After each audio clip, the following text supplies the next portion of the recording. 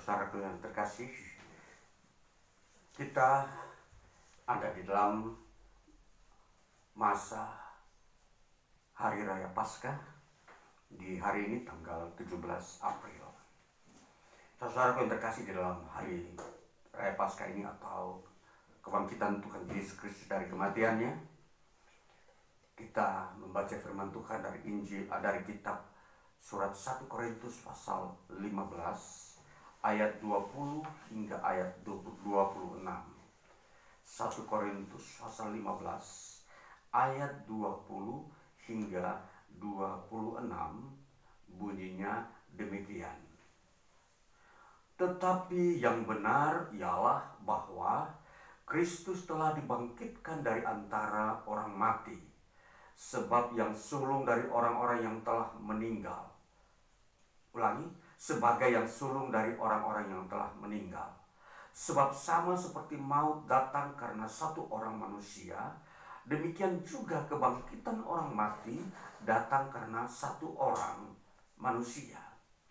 Karena sama seperti semua orang mati dalam persekutuan dengan Adam, demikian pula semua orang akan dihidupkan kembali dalam persekutuan dengan Kristus. Tetapi tiap-tiap orang menurut urutannya.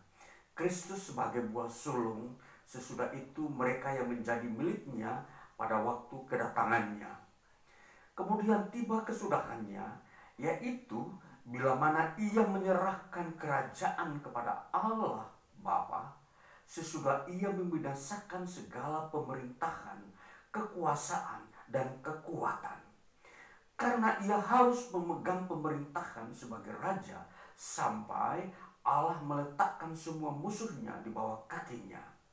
Musuh yang terakhir yang dibinasakan ialah maut. Ya, demikian bagian firman Tuhan yang kita baca dari 1 Korintus pasal 15 ayat 20 sampai 26. Saya mau mengajak kita melihat sebuah tema yang disebut saya sampaikan di hari ini adalah Hari Kemenangan Iman Kristen. Ya, tema Paskah yang saya angkat dari firman Tuhan bukan sekedar Paskah tahun 2022 saja, tetapi ini menjadi sebuah tema utama di dalam Hari Raya Paskah, Hari Kebangkitan Yesus Kristus. Bisa saja tema-tema Paskah bisa diangkat pada sisi dalam topik atau tema-tema yang berbicara sisi yang lain, tetapi di sini kita mau melihat tema utama dari kebangkitan Kristus adalah kemenangan iman Kristen. Jadi kalau kita merayakan hari Paskah, kita sedang merayakan hari kemenangan iman Kristen. Saudaraku yang terkasih, berbicara tentang kebangkitan, itu sebenarnya Yesus sedang menyatakan satu bentuk akhir zaman. Ya, akhir zaman yang akan dihadapi oleh orang Kristen ialah kebangkitan. Kalau kita melihat kitab Wahyu, akhir zaman selalu diwarnai dengan penderitaan atau hukuman-hukuman Allah atau berbagai macam bencana di muka bumi. Tetapi justru terbalik bagi orang Kristen. Iman Kristen justru menghadapi apa yang disebut kebangkitan. Nah, hari kebangkitan ini Yesus telah mencetuskannya 2000 tahun yang lalu ketika dia bangkit dari antara orang mati setelah ia mati pada hari Jumat dan hari Minggu dia bangkit. Jadi dia berada 3 hari di dalam kuburan sebagai orang meninggal, orang mati. Nah, jadi di sini bahwa Yesus pernah mati dan dia dikuburkan, tetapi hanya 3 hari saja dalam kondisi kematiannya dia bangkit. Saudara yang terkasih, berbicara kebangkitan adalah sebuah pikiran yang Allah nyatakan, bukakan sebagai wahyu. Jadi saudara-saudara, kebangkitan itu adalah sebuah wahyu yang Allah telah bukakan. Jadi sebelumnya tidak ada kebangkitan. Artinya sebelum Yesus mati atau sebelum Yesus datang ke bumi, berita tentang kebangkitan itu tidak pernah ada dan tidak diketahui oleh manusia pada zaman itu. Dan tentunya kebangkitan itu masih merupakan sebuah wahyu, masih tersimpan di dalam pikirannya Tuhan. Maka setelah Yesus datang ke bumi, lalu Yesus menjalani kematian, lalu dia bangkit dari antara orang mati, maka wahyu mengenai kebangkitan ini dibukakan, dinyatakan, diperlihatkan kepada manusia bahwa ini telah dikerjakan Allah, ini telah disediakan oleh Allah. Saudara, jadi kalau kita melihat kebangkitan itu ibarat satu perjalanan yang telah sukses dari satu perjuangan atau peperangan. Hidup manusia di muka bumi, sepanjang dia ada di muka bumi, dia selalu berjuang dan melawan yang disebut dosa. Dia sedang melawan, dan di sini manusia selalu kalah. Ketika berhadapan dengan dosa, manusia tidak pernah menang. Di dalam pergumulan, supaya manusia tidak bisa berbuat dosa, tidak pernah bisa manusia menang. Seorang pun tidak bisa. Sehingga manusia dianggap kalah. Saudara, kalau kita melihat dosa ini, siapa sebenarnya pencetus dosa? Dosa adalah sebuah karya iblis, sebuah sikap yang dimiliki oleh iblis yang dibawakan ke tengah dunia untuk membawa manusia jauh dari Allah. Dan ternyata apa yang iblis bawakan, yaitu dosa ke tengah dunia ini, sukses. Dia sukses, dia berhasil mengambil manusia, dan dia membawa manusia masuk ke dalam persekutuan dengan dirinya, dan membawa manusia masuk ke dalam suatu ruangan kehidupan yang disebut kehidupan keberdosaan.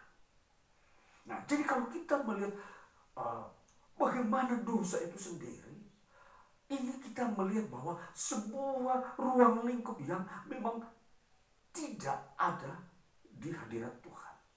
Ini tidak ada di surga. Itu berarti dibuang jauh dari hadirat Tuhan. Jadi ketika iblis melakukan sebuah dosa menentang Allah, iblis langsung dibuang dari hadirat Tuhan di surga dan dibuang ke bumi ini. Lalu dia datang mempengaruhi manusia. Dan inilah kita mau melihat, itulah sebuah perjalanan karya iblis yang membawa misinya untuk mengajak manusia jauh dari Tuhan. Maka ini kita sebut bahwa iblis telah menang terhadap manusia. Jadi kalau kita menggambarkan kondisi manusia, maka manusia adalah makhluk yang kalah terhadap iblis dan sifat-sifatnya. Nah, inilah saudara, inilah peta daripada manusia. Kalau kita mau melihat manusia, mempelajari tentang manusia secara Alkitab, manusia adalah makhluk yang telah kalah terhadap dosa. Jadi tidak ada seorang pun yang bisa berjuang melawan dosa ini dan mengalahkan dosa itu sendiri. Dan ujung daripada dosa ialah yang disebut maut atau neraka. Maka saudaraku yang terkasih, melihat kondisi seperti ini di dunia ini, maka Allah berinisiatif. Allah memulai membuka wahyu menyatakan wahyunya, mulai berfirman, mulai merencanakan sebuah keselamatan. Maka hadirlah atau lahirlah Yesus Kristus. Jadi disinilah kita mau melihat bahwa kehadiran Yesus Kristus mempunyai misi utama, ialah mengembalikan manusia yang kalah ini, yang sudah dijajah dan sudah menjadi budak iblis, itu harus dikembalikan kepada posisi yang semula menjadi manusia yang merdeka, yang menyembah Allah. Itu misi utama daripada Yesus Kristus. Saudara, jadi kita mau melihat bahwa di sini kehadiran Yesus Kristus satu-satunya membawa misi, dan misi utama ini ialah menyelamatkan manusia dari perbudakan iblis ini, yang dimana manusia telah kalah ini. Maka kalau saya memberikan tema tadi adalah hari kemenangan iman Kristen, maka kita akan mengerti, setelah mengerti misi yang dilakukan oleh Yesus, dia datang dan kita melihat bagaimana model kerja Yesus dalam mewujudkan misi kemenangannya ini. Ternyata satu-satunya model cara yang dilakukan oleh Yesus, di mana di situ menjadi ketentuan Allah baginya, ialah dia harus mati di kayu salib. Saudara, jadi kalau kita melihat kematian Yesus itu bukan sekedar kematian manusia biasa yang tanpa ada sebuah ketetapan Tuhan. Jadi itu adalah ketetapan Tuhan, cara kematian Yesus. Agar dari kematian atau cara kematian Yesus di kayu salib ini adalah satu-satunya cara yang ampuh untuk menundukkan iblis dan mengalahkan iblis dari kuasanya terhadap manusia yang selalu memperbudak manusia dengan dosa. Tidak ada cara lain. Dan kalau kita melihat ini berada di sebuah kebanggaan yang kita harus mengerti, yang harus dielu-elukan oleh manusia atau dipuji-puji oleh manusia. Hebat Yesus Kristus, Engkau telah melepaskan kami manusia yang dimana kami telah kalah, nenek moyang kami Adam dan Hawa telah kalah terhadap iblis. Maka Engkau Yesus telah tampil untuk memberikan kemenangan, melepaskan kami. Itulah sebabnya di dalam 1 Korintus pasal 15 bunyinya begini. Ayat 22 dikatakan begini. Karena sama seperti semua orang mati dalam persekutuan dengan Adam, demikian pula semua orang akan dihidupkan kembali dalam persekutuan dengan Kristus. Jadi di sini Adam tampil dan Kristus tampil. Maka kalau kita mau melihat bagaimana peran daripada Kristus menyelamatkan kita, itu memang Adam mempunyai hubungan sejarah dengan Adam. Jadi kalau Adam adalah nenek moyang manusia yang telah kalah terhadap dosa ini, maka kita keturunannya manusia sebagai manusia ikut kalah, menjadi kalah terhadap dosa.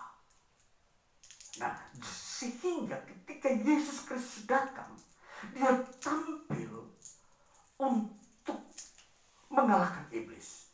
Karena Adam tidak mampu mengalahkan iblis, maka hanya Kristus yang datang dari Allah, itulah yang bisa mengalahkan iblis, lalu kemudian membawa manusia kembali kepada kemenangannya, hidup di dalam persekutuan dengan Allah. Inilah yang menjadi makna di dalam Paskah. Saudara yang terkasih, jadi memahami Paskah ini mempunyai sejarah iman yang begitu luas dan dalam. Mengenal atau mengerti tentang Paskah itu mempunyai makna yang bertingkat, ya. Dia bukan saja makna Paskah ini yang kalau kita terjemahkan bahwa Paskah itu adalah sebuah pembebasan atau keluar dari perbudakan. Itu pengertian Paskah.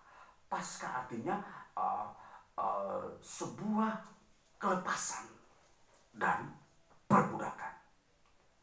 Jadi dari kata Pesah bahasa Ibrani itu artinya melewati sebuah jurang maut, melewati suatu penderitaan atau perbudakan karena dosa. Itu Pesah yang kemudian ditransliterasikan atau diterjemahkan menjadi Paskah. Dan ini bermula dari pemahaman konsep yang terjadi pada Perjanjian Lama ketika Israel keluar dari perbudakan oleh bangsa Mesir. Dan di sini Yesus Kristus menampilkan Paskah model di mana Yesus Kristus sendiri mewujudkan itu sebagai bagian inti iman Kristen. Bahwa iman Kristen di dalamnya ada sesuatu yang bagaikan mutiara yang disebut adalah Paskah ini. Yang dimana di situ kalau dilihat, dikupas, dibedah lagi dilihat, di dalamnya ada unsur kemerdekaan, ada unsur pembebasan, ada unsur kemenangan dari perbudakan dosa. Saudara, kita manusia harus memahami makna dosa itu dengan sebenar-benarnya. Kalau kita tidak mengerti makna dosa, maka kita akan sepelekan arti pengampunan dosa, arti kebangkitan Kristus. Saudara, kalau kita mau memperhatikan arti daripada dosa, kita baca di dalam pasal yang ke-26 dikatakan begini. Maaf, ayat 26, pasal 15. Musuh yang terakhir yang dibinasakan oleh Kristus ialah maut. Apa itu maut? Maut itu adalah tempat kematian bagi setan dan manusia yang tetap di dalam dosa. Nah, saudaraku yang terkasih, jadi maut adalah sebuah lingkungan atau wilayah, ya, di mana di situ didiami oleh iblis dan seluruh manusia yang berdosa. Maka kalau kita mau mengerti maut atau kita mau mengerti dosa, saudara, kita itu harus mengerti bahwa di situ adalah maut dan neraka. Dosa itu berbicara tentang neraka, tempatnya. Jadi maut adalah tempat bagi orang-orang berdosa, pendosa-pendosa yang senang berbuat dosa di muka bumi. Sehingga orang-orang yang senang berbuat dosa itu gampang menyepelekan atau meremehkan pengorbanan Kristus, kematian Yesus di kayu salib, kebangkitannya dari maut. Mereka anggap tidak ada makna, sehingga orang manusia di akhir zaman ini seringkali putus asa. Hidup ini tidak ada makna, hidup ini seperti kosong, tidak ada isinya. Itulah orang yang meremehkan Kristus, di mana dia sudah menang mengalahkan dosa.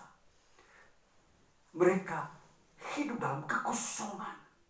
Mereka tidak tahu apa yang harus mau dilakukan di bumi ini, karena mereka tidak merasakan hari kemenangan, tidak pernah masuk dalam sebuah lingkungan di mana kemenangan itu dia menjadi miliknya. Dia dapatkan dari siapa? Dari Tuhan. Kemenangan itu bukan usaha kita, tetapi karya Allah, karya Kristus, dan diberikan kepada kita. Dia sudah menang mengalahkan iblis, dan dia berikan kepada kita yang percaya kepadanya. Kita menerima itu sebagai anugerah, lalu kita ikut mengambil bagian di dalam kemenangannya. Jadi hari kemenangan Kristen itu bukan kita yang menang, tapi Kristus yang menang. Jadi disebut hari kemenangan Kristus. Dan dia berikan itu kepada kita orang-orang percaya. Lalu kita juga merasakan kemenangan itu. Lalu itu menjadi hari kemenangan Kristen. Saudara, itulah bagaimana kita mengerti alur daripada karya Allah ini. Jadi tentunya sebenarnya manusia tidak bisa menang lagi. Tapi karena Kristus sudah menang, lalu dia berikan kepada manusia yang percaya kepada dia, maka mereka beroleh kemenangan. Dan kemenangan tentunya ini, itu berarti mereka bisa hidup kekal.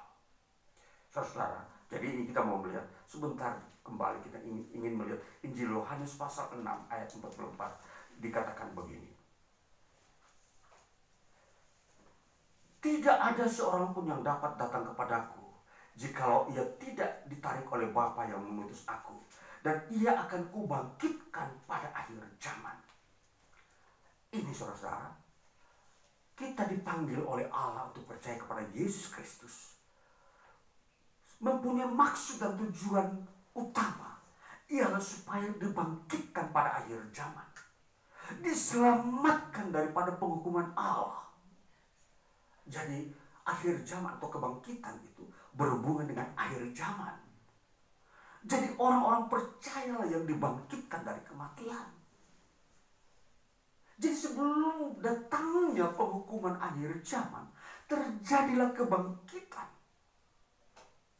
Maka di sini, kebangkitan di sini berhubungan dengan keselamatan.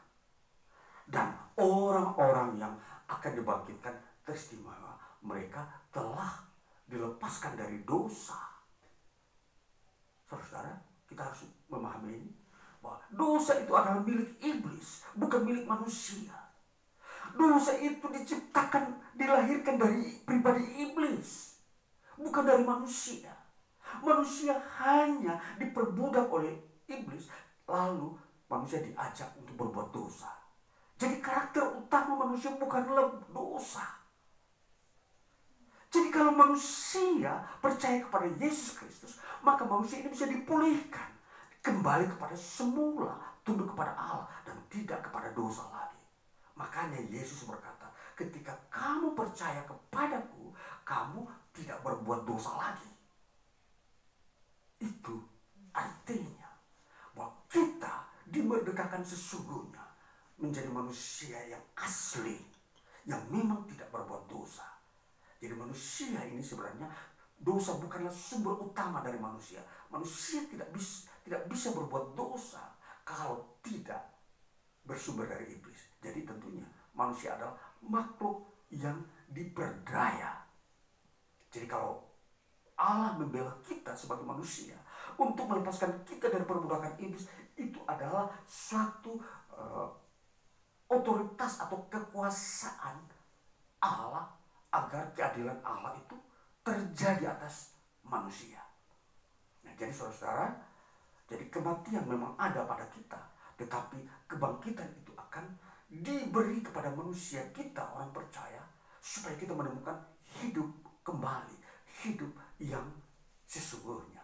Inilah solusi bagi kita manusia. Maka kita harus percaya kepada Yesus Kristus supaya kita mendapatkan kembali hak-hak hidup kita sebagai manusia. Jadi inilah pemahaman yang harus kita mengerti tentang Kristus. Jadi Kristus bukanlah berita tentang politik, tapi Kristus adalah berita tentang keselamatan keilahian yang melepaskan manusia ini dari perbudakan dosa. Jadi saudara, janganlah benci Kristus. Dia menolong kita. Janganlah menolak Kristus. Percayalah kepada Kristus. Karena dialah satu-satunya yang bisa menolong manusia keluar dari iblis. Tidak ada makhluk yang lain. Malaikat tidak mampu. Hanya Kristus. Maka cintailah Kristus. Percayalah kepada dia sungguh-sungguh. Jangan mau diperbodoh oleh iblis lagi, yang mau selalu berkata bahwa tidak ada keselamatan di dalam Kristus. Jangan. Itu semua kebohongan dari iblis. Karena memang iblis adalah bapa pembohong. Saudara, jadi orang Kristen berbahagia, tetaplah teguh, peganglah ini. Demi keselamatanmu, demi hidup kekal, demi memulihkan dirimu sebagai manusia. Jadi, kalau kita mendapatkan ini, itu berarti kita mau berjuang membela diri kita sebagai manusia. Maka, saudara-saudara yang terkasih, sebagai manusia harus kita pahami ini, bahwa kita manusia ini dibela oleh Allah. Kita manusia dibela oleh Allah melalui Yesus Kristus. Sebab Allah harus datang dalam wujud Yesus Kristus manusia sebagai manusia ini. Allah membela kita, melepaskan kita dari iblis. Tidak bisa Allah mengerjakan dalam bentuk pribadi Allah yang roh. Karena dia harus berkomunikasi dengan manusia, bukan berkomunikasi dengan iblis. Jadi prinsip keselamatan itu adalah Allah berkomunikasi dengan manusia. Allah tidak perlu berkomunikasi dengan iblis. Karena iblis sudah dibuang oleh Allah, dihukum. Sedangkan manusia belum terhukum. Manusia masih ada di dalam dunia netral. Dia perlu didatangi oleh Allah. Karena manusia belum memusuhi Allah. Hanya mendapat sebuah tipuan dari iblis untuk memusuhi Allah. Bukan dari diri manusia sendiri. Jadi ini filosofi iman Kristen tentang keselamatan di sini. Jadi kalau kita mau melihat Allah datang ke dalam dunia dalam bentuk manusia, dalam Yesus Kristus, itu untuk berkomunikasi dengan kita manusia. Jadi perhatikan baik-baik. Dengarkanlah dia. Percayalah kepada dia. Hai manusia, maka engkau akan selamat. Dan ini adalah upayanya Allah. Dan ini adalah cara yang terakhir, tidak ada cara yang berikutnya. Kalau Yesus Kristus sudah datang dan selesai akhir zaman, tidak ada cara yang kedua lagi untuk Allah datang mau menyelamatkan orang yang belum percaya Yesus. Sudah tidak ada. Finish. Dikatakan akhir zaman. Maka muncul zaman yang baru. Kalau akhir zaman itu zaman yang lama berlalu, muncul zaman yang baru. Di mana di situ orang-orang yang percaya kepada Kristus akan hidup selama-lamanya. Yang tidak percaya kepada Kristus akan masuk ke dalam maut, neraka, kematian selama-lamanya. Ini maknanya Paskah. Jadi saudara-saudaraku yang terkasih, kita mau melihat pemahaman-pemahaman ini secara dalam, bukan bagian daripada ilmu pengetahuan. Paskah bukanlah bagian daripada ilmu pengetahuan manusia yang manusia temukan. Ini karya Allah. Ini sejarahnya Allah. Ini ciptaannya Allah bagi kita manusia. Maka saudara-saudara yang terkasih, di dalam semuanya ini, maka kita akan melihat bahwa akhir zaman itu adalah hari bahagia bagi kita. Makanya itu disebut hari kemenangan. Kita baca tambahan dalam 1 Korintus pasal 15 ayat 55 sampai 57, bunyinya demikian. Hai maut, di manakah kemenanganmu? Sengat maut ialah dosa, dan kuasa dosa ialah hukum Taurat. Tetapi syukur kepada Allah yang telah memberikan kepada kita kemenangan oleh Yesus Kristus Tuhan kita. Jadi Allah telah memberikan kemenangan itu kepada kita melalui Yesus Kristus. Dan hidup ini kita bisa raih lagi kemenangan itu. Kemenangan yang hidup dalam persekutuan dengan Allah. Inilah kemenangan yang kita dapatkan. Tidak ada persekutuan dengan Allah yang didapatkan di luar Yesus Kristus. Semua orang mau mencari bersekutu dengan Allah, tetapi di luar Yesus Kristus tidak dapat. Mereka akan menemukan jalan buntu dan kosong. Banyak metode yang dipakai oleh manusia saat ini mau mencari Allah yang maha suci. Tetapi sesungguhnya mereka tidak menemukan Allah. Dan terasa jauh sekali. Seperti salah seorang filosofi dari Yunani. Seorang yang bernama Aristoteles. Dia berkata, Allah kok terlalu jauh.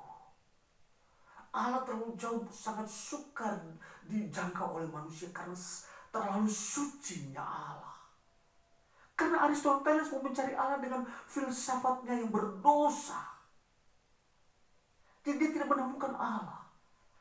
Bahkan banyak orang mau menciptakan agama-agama baru dan di mana itu adalah upaya untuk mencari Allah.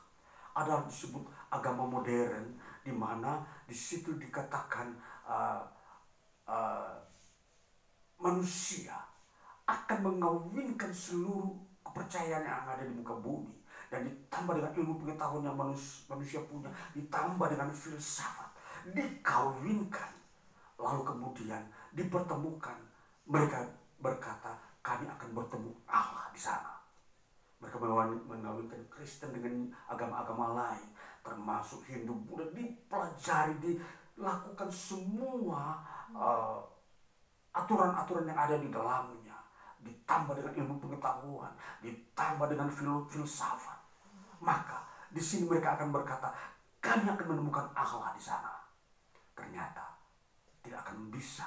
Dan ini sudah dipraktekkan dengan ada munculnya sebuah gerakan yang dikatakan new movement, atau dikatakan gerakan zaman baru, dikatakan kegerakan baru, New Age Movement. Itu sebuah gerakan di mana orang-orang yang mencetuskan ini mengawinkan sebuah agama di situ, dipraktekkan. Lalu mereka katakan, mereka anggap itu sudah mencapai titik persekutuan dengan Allah. Nonsense. Itu tidak benar. Karena firman Tuhan tidak mengatakan demikian. Firman Tuhan yang mengatakan bahwa di dalam Yesus Kristus saja kamu akan beroleh persekutuan dengan Allah. Kamu beroleh kemenangan. Kamu mendapatkan hakikat dirimu sebagai manusia yang merdeka. Nah ini saudara, jadi kalau kita mau melihat dari kebangkitan Kristus, kita akan melihat di sini sisi yang paling indah bagi kita manusia orang percaya. Memperingati, mengingatkan bahwa kita adalah manusia menang. Dan ini meneguhkan iman kita bahwa kita akan masuk di dalam persekutuan dengan Allah yang kekal di surga. Tuhan Yesus memberkati kita di dalam memasuki hari hidup kita. Kita melihat makna ini. Bahwa ini adalah sebuah sejarah yang diperlihatkan kepada manusia di muka bumi. Dan itu terjadi di muka bumi. Paskah itu bukan terjadi hanya pada peristiwa satu masa saja. 2000 tahun lalu Yesus mati. Itu peristiwa itu sudah dimulai sampai akhir zaman. Jadi peristiwa Paskah adalah peristiwa yang bersifat sakral, yang bersifat suci di mata Allah, dan yang menjadikan sejarah umat manusia menjadi suci berkenan kepadanya. Jadi saudara, hanya dalam Kristus Yesus kita mendapatkan itu. Tidak ada di tempat lain. Maka jangan mengikuti ajaran-ajaran manusia, pikiran-pikiran manusia yang tidak berdasarkan wahyu, yang tidak berdasarkan Alkitab. Maka kita harus mengerti bahwa hidup iman Kristen itu tunggal, tidak bisa dikawinkan. Dia tidak bisa ditambahkan, apalagi dikurangkan. Ditambahkan saja tidak bisa, berarti tunggal. Satu biji itu yang bermutu tidak bisa bermutu kalau sudah dicangkokkan. Tidak asli. Jadi yang asli itu biji asli keselamatan di dalam Kristus Yesus. Benih asli itu yang nanti kualitasnya sama dengan sifat-sifat induknya, itu tidak boleh dikawinkan. Maka iman kepada Kristus harus murni kepada Kristus saja, tidak boleh ditambahkan dengan yang lain. Maka kita akan melihat kebenaran murni dari Tuhan. Ini memahami bagaimana arti kebangkitan yang kita rayakan hari ini sebagai Paskah, merupakan hari kemenangan iman Kristen. Jadi saudara-saudara dan saya sudah menang, ini di pihak Allah. Kita ada di dunia ini menjalankan semua hari-hari kemenangan itu di dalam kita beribadah. Walaupun kita bekerja, kita tetap ada di dalam sorotan kemenangan ini, menuntun sampai akhir zaman. Ya, Tuhan Yesus memberkati kita bahwa kebangkitan itu akan kita miliki di hari di mana Kristus Yesus menyatakan dirinya. Tuhan Yesus memberkati kita. Haleluya.